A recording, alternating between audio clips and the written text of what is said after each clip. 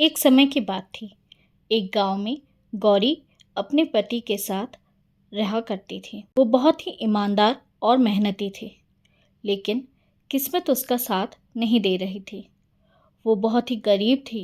मुश्किल से ही उसका गुजारा हो रहा था। इस बार भी फसल में कुछ खास कमाई नहीं हुई। ऐसा कब तक चलेगा जी? मुश्किल से एक दिन का ही खाना जुगाड़ हो पाता है। इतनी मेहनत करते हैं पर कुछ नहीं हो रहा। आप फिक्र मत कीजिए, मुझे भगवान पर पूरा भरोसा है। एक ना एक दिन वो हमारी मेहनत को ज़रूर देखेंगे और हमारी मेहनत ज़रूर रंग लाएगी।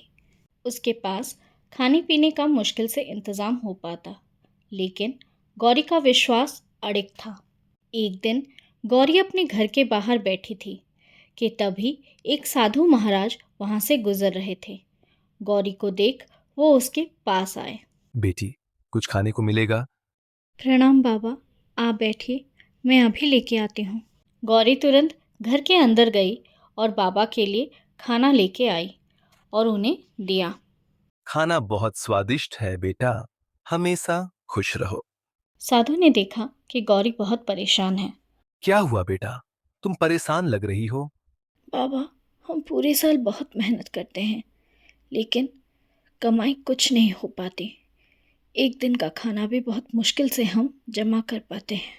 गौरी की बात सुन साधु बाबा ने कहा, तुम हर गुरुवार को महालक्ष्मी का व्रत रखो और सच्चे मन से उनकी पूजा करो, गरीबों को खाना खिलाओ और महालक्ष्मी कथा सुनो। इससे धन और सुख की कमी दूर हो जाएगी।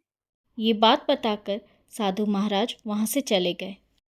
रात को गौरी ने पूरी बात अपने पति को बताया और दोनों ने ये तय किया कि वो ये पूजा ज़रूर करेंगे। गौरी ने व्रत शुरू कर दिया। हर गुरुवार अब वो घर साफ करती, रंगोली बनाती और महालक्ष्मी की मूर्ति के सामने दीप जलाकर कथा सुनती।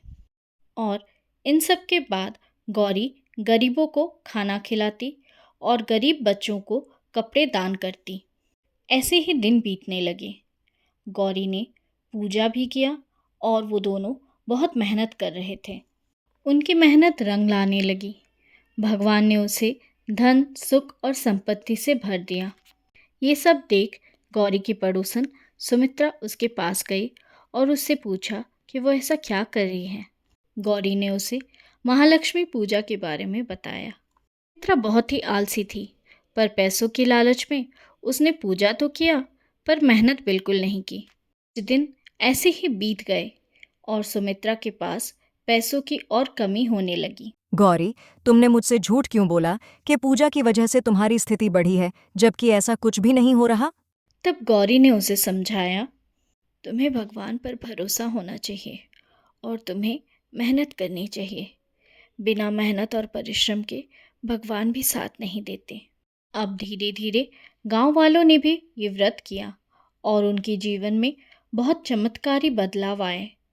लोगों को समझ में आ गया कि श्रद्धा, सेवा, ईमानदारी और मेहनत से की गई कोशिश कभी व्यर्थ नहीं जाता।